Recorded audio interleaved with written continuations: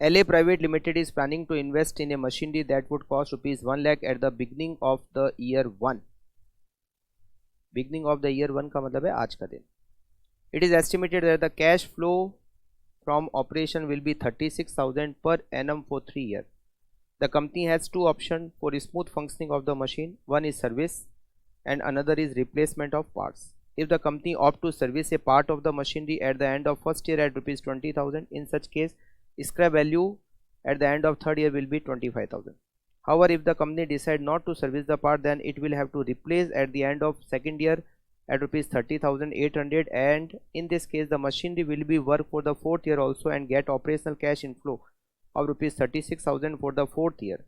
It will have to be scrapped at the end of year 4 at rupees 18,000. Assuming cost of capital 10% and ignoring tax, will you recommend the purchase of this machine based on the NPV of its cash flow? If supplier give a discount of 10,000 for purchase, what would be your decision? ये बाद में देखते हैं. पहले ये देखते हैं. दो ऑप्शन है हमारे पास. मशीन को परचेज करें और पार्ट की सर्विस करें. मशीन की सर्विस करें. Service of machine. अगर हम मशीन की सर्विस कराते हैं तो क्या एनपीवी आता है? Cash outflow. मशीन कितने की है? मशीन है 1 लाख रुपीज की. और inflow and PV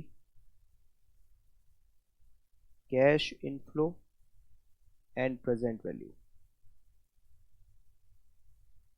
year cash inflow first second और थर्ड.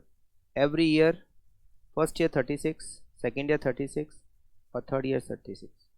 थर्ड ईयर के एंड में इसकी स्क्रैप वैल्यू मिलेगी 25,000, 25,000.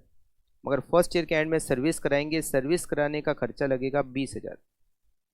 वो फर्स्ट ईयर की इनफ्लो में से माइनस कर देते हैं. तो नेट इनफ्लो फर्स्ट ईयर का 16,000, सेकेंड ईयर का तो रहेगा 36 और थर्ड ईयर का 61,000. पीवी फैक्टर से मल्टीप्लाई करेंगे इसको तो हमें मिलेगी present value of cash inflow. First year का पीवी फैक्टर 0.9091, सेकेंड ईयर का 0.8264 और थर्ड ईयर का 0.7513. 16,000 into 0.9091 14546. 36,000 into 0.8264 29750. 61,000 multiplied by 0.7513 45,829. total 90,125. NPV 90,125 minus 1 lakh equal to negative 9875. अब अगर replacement of part of machine, अगर मशीन के पार्ट को replace कर देते हैं, PV of cash outflow. Machine कितने की है? 1 लाख रुपीज की.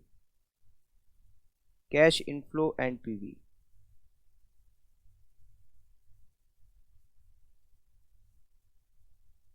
Year 1 2 3 4. Cash inflow 36,000 first year, 36,000 second year.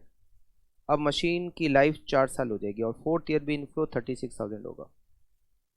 Machine की स्क्रैप वैल्यू अब होगी 18,000. सेकेंड ईयर के एंड में मशीन की पार्ट को रिप्लेस करना पड़ेगा जिसकी कॉस्ट लगेगी 30,800. तो सेकेंड ईयर की इनफ्लो में से 30,800 माइनस करना पड़ेगा. तो 36,000 माइनस 30,800 5200 और ये ऐड हो जाएंगे, ये हो जाएंगे 54,000. PV factor PV of cash inflow. P factor first year का 0.9091, सेकेंड ईयर का 0.8264, थर्ड ईयर का 0.7513 और फोर्थ ईयर का 0.6830.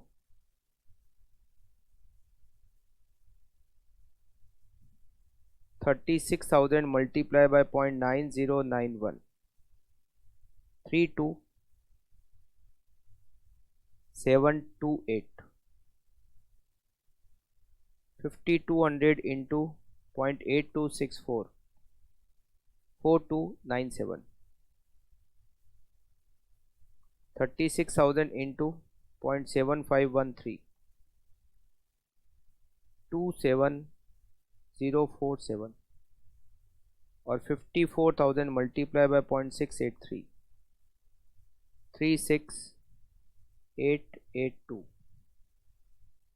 Total 100,954. NPV 100,954 minus 1 lakh.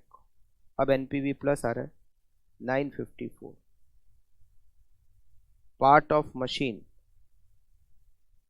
Should be replaced.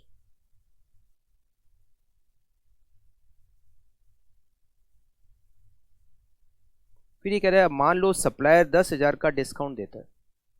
अगर सप्लायर 10,000 का डिस्काउंट देता है मतलब कैश आउटफ्लो 10,000 से कम होगा, तो दोनों में ही एनपीवी 10,000 से बढ़ेगी. अगर दोनों में एनपीवी 10,000 से बढ़ेगी तो हमारा जो पहले डिसीजन था वही रहेगा कि हमें मशीन के पार्ट को क्या करना चाहिए, रिप्लेस करना चाहिए. If supplier gives a discount of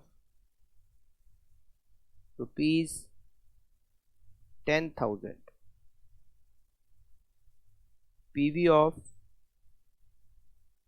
cash outflow decrease by rupees 10,000 in both situations.